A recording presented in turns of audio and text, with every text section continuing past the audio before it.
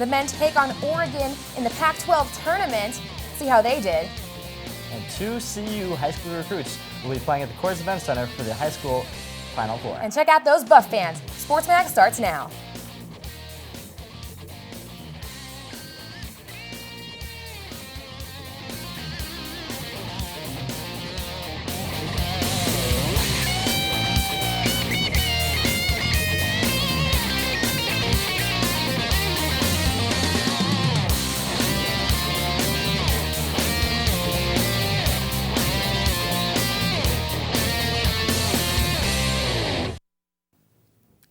Hi, and welcome to Sports Mag. I'm Rose Heafy, sitting alongside Leo Wolfson.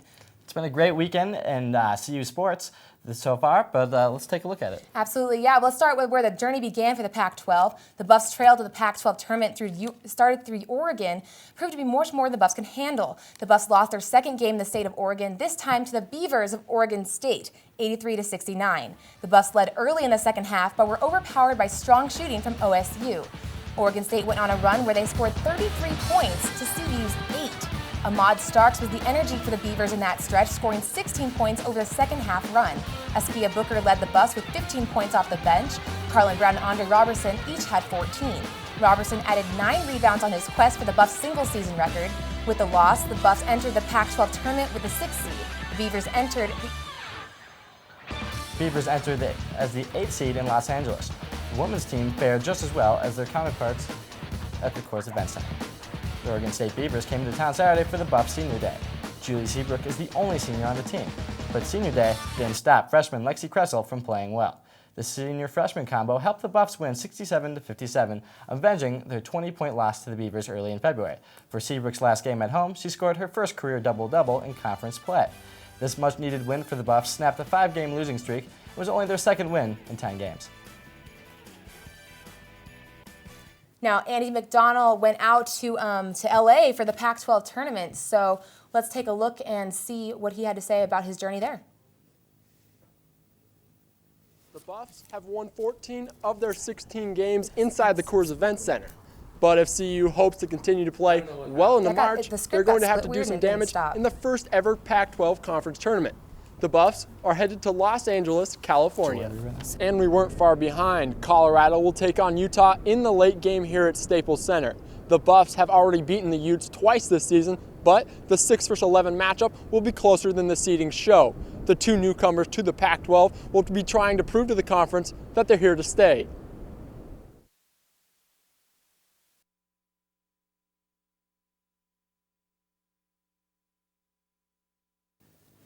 All right, so let's start taking a good look at the first game that was in the Pac-12 tournament. They faced off Utah, so let's let's take a look at those highlights there for that Utah game. The men were going into the game with a lot of pressure involved. Brown swings around the defender, takes to the hoop, and he scores. Brown has been making great plays all season. Andre Robertson here breaks away unguarded and slam dunk. Dinwiddie gets the loose ball, passes it to Tomlinson, who dishes it to Carlin Brown, who takes it in for the score. Right off the back. Brown passes to Robertson in the corner. Robertson shoots from three-point, and he nails it. Then Chen passes to Brown. Brown drives to the free throw line, and he scores. Robertson's been having a great season all year, scoring big bucks like that. And then we got Carlin Brown here taking it in from the free throw line, pumps it, scores. Real nice play right there. Then we have Askia Booker taking it around the lane, pumps the J, right in the hoop. Real nice play. And Carlin Brown has something to prove in this game. And how's that for hello with a nice dunk against his former teammates. Austin Default posted up strong in the post. He powers his way in for the layup, ties it at 25. Freshman Spencer Dinwiddie pulls up for a baseline jumper. He would finish with 10 points. Dinwiddie again on the prowl, connects with Robertson to get the easy bucket, extending the lead by 8 points. Now Brown here again with the offensive rebound. He put back for the Buffs. He widens the gap 37-33. And Robertson on this next play, he's gonna meet up with Robertson right here with Austin Default in this next play. What a laser. The Buffs would win 53-41. A bit of a slow start for the Buffs, but if we take a look at those stats, Austin Default, he had 6 points. He started out okay, pretty strong early on, and Carlin Brown, but he was the leader with 15 points. Jason Washburn was the leader for Utah Utes with 11 points. Yep. And then, as far as the women's team, last year, the Colorado men's basketball team was snubbed from their opportunity to participate in the NCAA tournament. The last time the Buffs attended the tournament was the 2002-2003 season, which got us thinking, which team denied the Buffs from continuing past the first round of the Big Dance?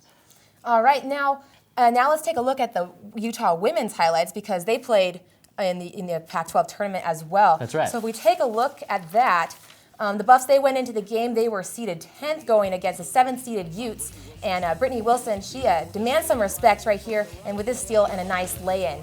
Now the Utah air ball falls right into the hands of Chucky Jeffrey, and she thinks, maybe I'll just take this one the whole way. So she's weaving in and out, and there she go, nice easy layup. Buffs get the lead 12-10. Leslie Kressel gets on the outside, and she works it, swish, nice basket for Kressel. Wilson says, maybe I'll just take that all the way. Thank you. And she takes it home and adds 2 more for CU. Here we got Kressel passing to Wilson, who dumps it into Seabrook, shoots the J, and she scores. Next play, we got Jeffrey with a nice steal right here, getting aggressive, taking it all the way to the hoop, pump fakes, and takes it off the glass. Nice little play. Ashley Wilson working around the key, takes it all the way in just by herself. Great play by the sophomore there. Colorado went on to defeat the Utah Utes 55-41 behind 20 points from Chucky Jeffrey, 21 from Brittany Wilson, 5 rebounds as well, and 4 rebounds for Chucky Jeffrey. All around, a great effort by the CU in the victory against the Utah Utes. In their next game, And let's just take a look and see what Andy had to say about that game out in the Pac-12 tournament. Last time the women's basketball team faced Utah, they faltered down the stretch and even looked rattled in a 61-56 win for the Utes. It was good for us to be able to get that cushion in the first half, and not that we didn't let their physicality bother us, and I think that was the biggest difference from this game, from the last game. This time, Brittany Wilson and the Buffs put some distance between them and their Rocky Mountain counterparts in the first half, leading by 17. It's great to be home. I love this place. I love California, but I knew we had to come home and get this win, so I was willing to do whatever it took. Utah stormed back after intermission, but this time, CU stood resolute. We know they're going to go on their run, but we have to go on ours, and ours hadn't came yet, so we were just waiting for our run. The upset for the Buffs pushes them into the second round of action in the Pac-12 tournament against number 2 seed Cal. Andy McDonald, CU Sports Mag. Now coming up after the break, the Buffs have a rematch with the Fighting Ducks in the Pac-12 tournament. And our own Nick Rothschild breaks down the Buffs' Pac-12 tournament performance with us today. That'll work. That's what Colorado wants. Your lesson was well learned by future Wooden Award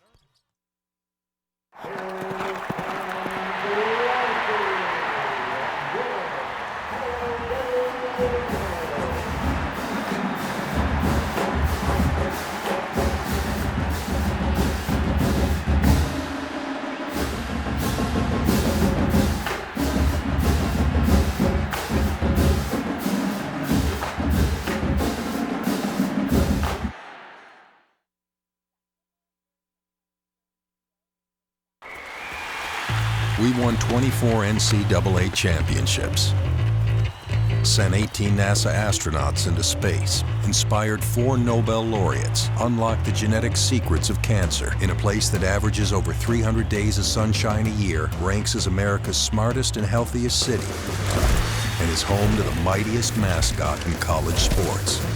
If you didn't know what the University of Colorado is all about, now you do.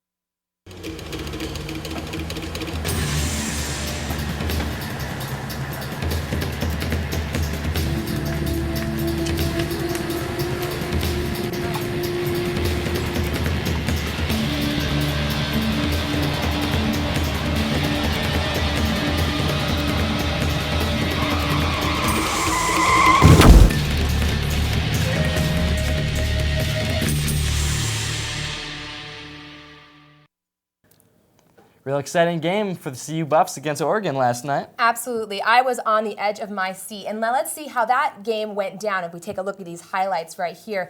Buffs were down early against the Ducks, but Austin Dufault would soon change that. He gets CU on the board with this basket. Now Nate Tomlinson drives to the hole, but hold up, it's Andre Robertson with the dunk. Buffs would later get another basket here in transition, and Carlin Brown is taking control, weaves it up, and ties it up with the Ducks at 15. Tomlinson cuts inside. What a pass to Dufault. Gets the CU's first lead of the game. And Dufault, he would strike again. Nice move, and there he goes with the fadeaway. He would finish with 9 on the night. But look out for Andre Robertson. Wow, coming in with that alley-oop. Buffs up 27-24. Robertson is at it again. On this driving layup, he catches Oregon way off guard, and he just lays it in. Askia Booker coming in right here with the big steal, taking it all the way hoop, and slam dunk. It was 34-31 at the half. Break in the second half. Tomlinson passes off to Carlin Brown off the bank. Great shot right there by Carlin Brown, number 30 for the Buffs. Oregon swings it around the key, but Andre Robertson is there for the big block. What a great play by the sophomore. Carlin Brown swings around in the paint. What a play. Nice play through the defenders right there. And then we got Dinwiddie trying to take it up. Only about 13 seconds left in the game. Robertson puts it back up to take the lead for Colorado. Last play of the game, 3 seconds left for the win. No good. Colorado goes on to win the game, and they advance to the semifinals against Cal. Austin Dufault had 9 points in the game, no rebounds. Andre Robertson led all Buffalo scorers with 12 points and 10 rebounds. For the Ducks, Woods had 14 points and 4 rebounds, and DeVoe Joseph had 12 points and 8 rebounds in the game. The Buffs will face Cal in the next game. Andy McDonald had the report out in LA. Let's see what he had to say about the game. Well, that was, to me, that's what basketball in March is all about. A fun, exciting win, but it may have been more ordinary than you'd think. Our guys kept our composure and made plays when we had to, and we won the game with defense. I just felt like when I seen Spencer go, I just crashed the board like I normally do, and it fell right into my hands, and got it up. So Robertson's basket was just enough to win by a single point, but a 10-0 run by the Ducks inside the last media timeout almost sent the Buffs packing. We had a nice lead there going down the stretch, and they overtook it. And we want to maintain our aggressiveness, and we lost that a little bit. There's no question. And Oregon got the momentum back and made some shots, but our guys, they bucked up when they had to. A win is just that. A chance to play one more day. These guys they're here on a mission, and I like the focus of our team right now. Colorado's mentality, as well as any bubble team's mentality should be, is win and you're in, no matter what. The Buffs learned that the hard way last year. Tad Boyle also said of last year's conference tournament, as I learned, you have to compete because there is no tomorrow. In Los Angeles, Andy McDonald, CU Sports Mag. Journey continues for the men, but the journey came to an end for the CU women in the Pac-12 tournament. The Buffs came out strong against Cal, but the Bears showed exactly why they're second seed in the tournament. CU never led the game and fell behind by as much as 16 points. The bright spots for the Buffs were sophomore guard Brittany Wilson, who had a game-high 18 points, and junior guard Jackie Jeffrey, who finished with 16. The Bears finished with 4 players in double figures and won 68-59. The Buffs now wait to see if they received a WNIT berth. And Nick Rothschild will be joining us today to talk a little CU basketball as well. What did you think was the biggest difference between the Utah and Oregon game? Well, thanks for having me on, guys. And if anyone who watched the game is going to know where I'm going with this, the biggest difference in the game between Utah and Oregon was the effort. I mean, in the Utah game, the Buffs really looked like a team that was playing not to lose and not trying to win. And I know that's a cliche, but they only shot 34% from the field. Their effort on loose balls was kind of slow, and they really didn't look like they were all that into it. But coming up to the Oregon game, difference was night and day. Tad Boyle obviously lit a fire under those guys. They went on to shoot nearly 45%, which was way better than they did in the last game. And they really looked like they were playing to win something, playing to win their way in somewhere, which is always the way you need to play in a tournament of this magnitude. So if you ask me, about the biggest difference, effort was absolutely the biggest difference in those two games. Absolutely. I completely agree. They look like a completely different team. Yeah. Now, what do you think about Cal as their next opponent? Well, Cal, the opponent is familiar, but the situation is anything but the same. They just played Cal 2 weeks ago at home in the Coors Event Center, and the outcome was great. I mean, we beat them. We kind of propelled ourselves into that Pac-12 tournament, or I should say we hoped to propel ourselves into the Pac-12 tournament. But the difference here is that we're now playing in LA, which is right down the road from Cal's, campus up in Berkeley. The issue here is going to be if they can control the paint with Dufault, or if they can, with Dufault and Robertson, they have to hit open looks, and they really have to hope Cal has an off day shooting, because when Cal's shooting the ball well, there's not a lot the Buffs are going to be able to do to win that game. Absolutely. Well, it should be very interesting to see what happens, and definitely their success will affect what their postseason performance will end up being. Yeah, absolutely. Absolutely. Well, I believe Rose has a trivia question for us. All right, that's right. Thanks, Nick, again for being on the show with us. As the Pac-12 conference continues, and with hopes of a conference win for the Buffs, that brings us to this week's trivia question. Does anyone know what the last year the men's basketball team won their conference in the regular season was? Stay tuned for that answer later in the show.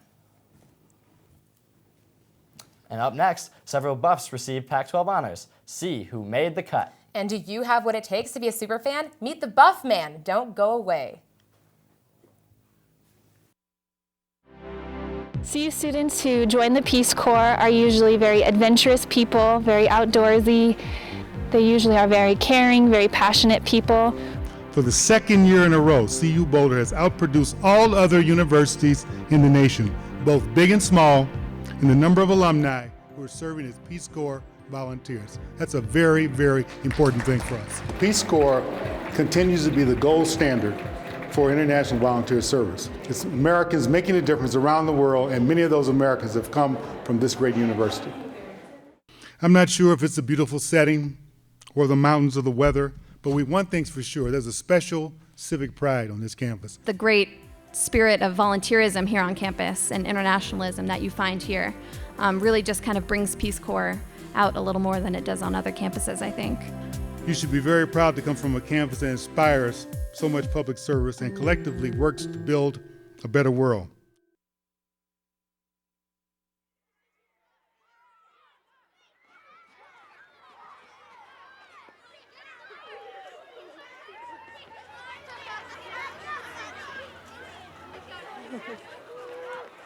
Let's sit down for a second, okay? So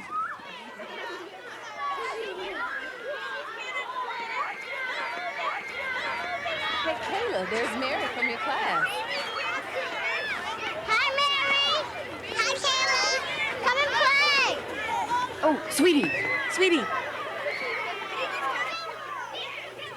Why don't you go play with those kids over there? Why?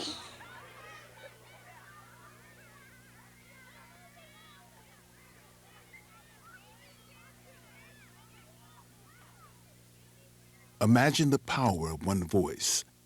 Find yours at freedomcenter.org. 6 Buff basketball athletes were honored for their exceptional performances this year in the Pac-12. Andre Roberson and Chucky Jeffrey were both voted by the league coaches to the Pac-12 first team. Roberson leads the Pac-12 in double-doubles, rebounding, and block shots. He also ranks 3rd in the nation in rebounds. Jeffrey ranks 4th in assists and steals and is 6th in three-point percentage. Jeffrey has been the women's team leader all season long, providing veteran experience to the Young Buffaloes team. Carlin Brown was named to the men's second team. Brown most notably leads the team in scoring. He had his best scoring performance on January 7th against Washington State, scoring 28 points. Spencer Dinwiddie became the first CU freshman to earn all-freshman honors since Alex Burks in 2010.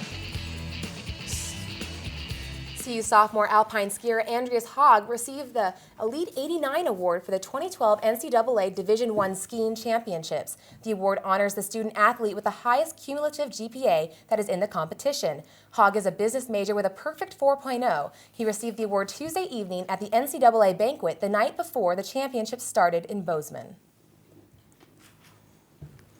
The defending national champion Colorado ski team went on to have a spectacular giant slalom run. Freshman Adam Zika led the team into 3rd place, bringing them back into contention at the midpoint of the championships.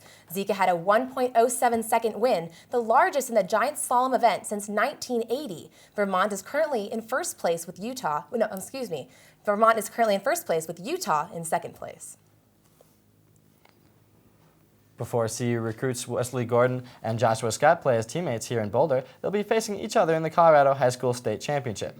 Sports Mag Rose Heafy went to the tournament to see how these future Buffs feel about finishing off their high school careers.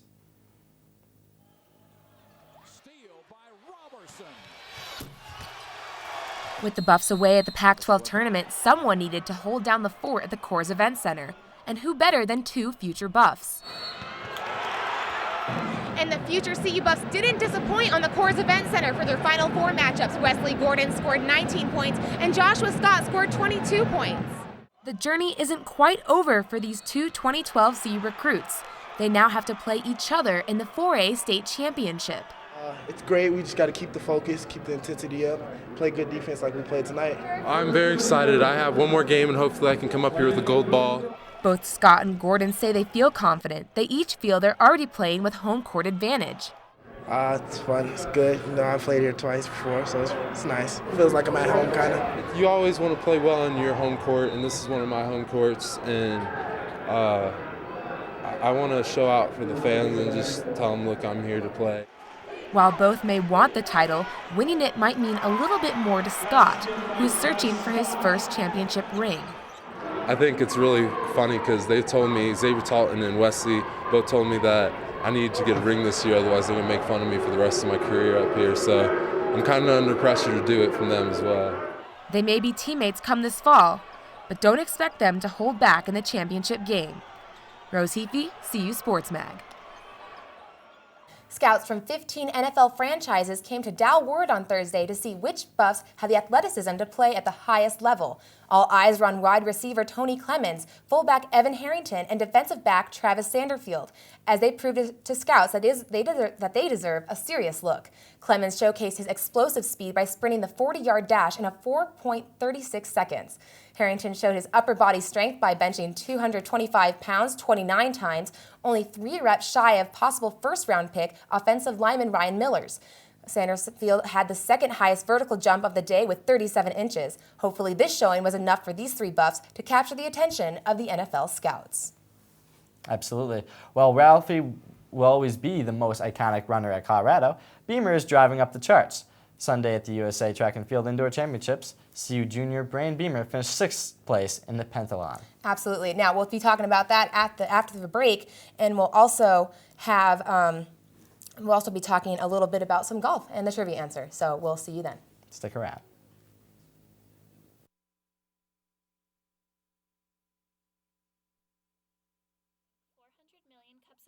Every day. They don't realize with every caffeine-filled cup, they're drinking their way to many harmful side effects.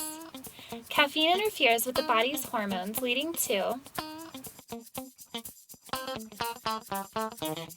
And don't forget jitteriness, upset stomachs, and disrupted sleep. With caffeine, going to the bathroom is the least of your problems. Honey, the credit fairy doesn't exist. What? It's make-believe. Nobody left anything under your pillow.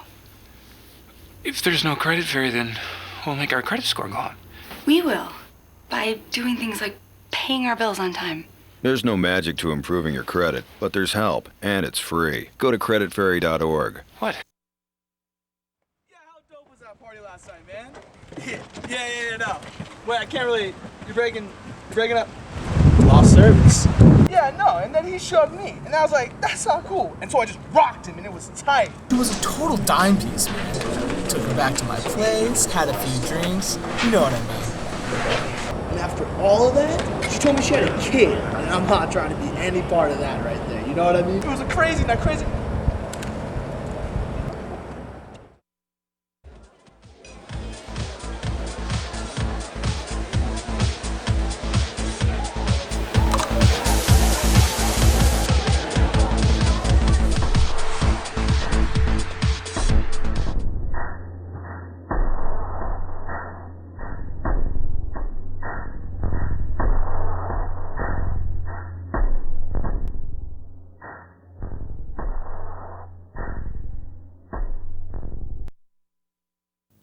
Well, I don't know about you, Leo, but I love going to basketball games. But when I go, I try to blend in with the crowd. Yeah, I agree. But have you seen those 2 fans who dress up as robots? Those fans caught up with CU Sport Mag's own Michael Kerner to see what goes behind the making of those masks, or better yet, helmets. I am Buffman. And I am the Iron Buff. Buffman and Iron Buff are a pair of dedicated fans who have been dressing up and coming to CU games for over a year now. I thought it would just be something fun to do at the games. I mean, everyone else comes, and even if you're an hour early, you just kind of blended into the crowd. I do this because I love CU, and I just want to show some more spirit. You might have seen these Buffs at a few games, but just how dedicated are these fans? Buffman has actually been to every single football game and all the basketball games. I think I missed 2 over break. Some might wonder what keeps these Buffs dressing up and coming back to all the CU sporting events. It's exciting. I mean, it's fun to watch, especially when you're watching a growing program. And Tad Boyle, who's doing great things for the team, it's fun to just watch. I love the atmosphere here. It's just an amazing place to be. These fans are not only members of the CU unit, but they also meet with CU Athletics to come up with new chants and signs. There's a core group of us that actually meet with athletics and brainstorm ideas to do with the rest of the student section. What we do is we come up with ideas for big heads, as we'll decide what signs we want for a game, what optical illusions we're going to put in the background behind our nets, and then we'll come up with some of the new cheers that we're going to do each game. For example, the "You Can't Win at Altitude" was a product of our group.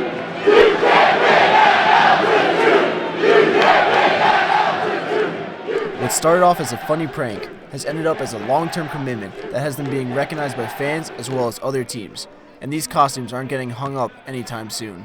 I think I've got at least a year or 2 left. The last super fan we had was the CU Joker, and most people recognized him, and he kind of retired when he graduated. So it may be up to people to come up with something new and better than us to kind of keep the tradition of a growing super fan alive at CU. But until then, Buffman and Iron Buff will continue to be the face of the CU unit. For CU Sports Mag, Michael Kerner. The potential spring Buffalo quarterback battle was broken wide open before the football team even stepped on the practice field. With spring drills set to begin Saturday, Nick Hirschman re-broke the foot he had surgery on. With Hirschman's injury, Texas transfer Connor Wood will head into spring drills as the starter. The two will have a head-to-head battle in August. If both men are healthy, Hirschman broke his foot walking around and was not training when the injury occurred. He started 1 game for Buffs against Arizona State last season. With Brett Brunette set to graduate this spring, Stevie Dorman will be the other quarterback joining Wood on the spring roster. The Buffaloes also signed Shane Dillon in this recruiting class. He will join the quarterback pool next fall. Golf World awarded the title of the National College Player of the Week to CU women's golfer Alex Stewart. Stewart earned top marks in the 2012 All-State Sugar Bowl Championships. She became the 5th CU women's golfer to win an event and earned the 6th medalist honor in CU history.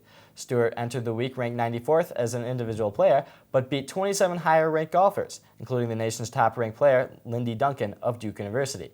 Stewart's success in the tournament helped the Buffs finish second as a team, one of the best performances in CU history. So have you been thinking about that trivia question? Well, we're back here with the answer. To remind you of what the question was, what was the last year the men's basketball team won their conference in the regular season? And the last year the Buffs won it was in 1969. Another week in the Twitterverse, and we have 2 more CU Sports Mag tweeters of the week. Darren McKee, co-host of The Drive on Sports Radio 104.3, The Fan, was in Boulder on Thursday for Colorado's Pro Day. He interacted with fans in our show's Twitter account as he updated Buff Nation on the seniors' workouts. CU Boulder's athletic department sent 50 of the most dedicated Colorado students to Los Angeles for the first ever Pac-12 Conference Championship Tournament. CU Unit Buffs is still in the running for the Naismith Student of the Year award, with the winner being announced on March 30th.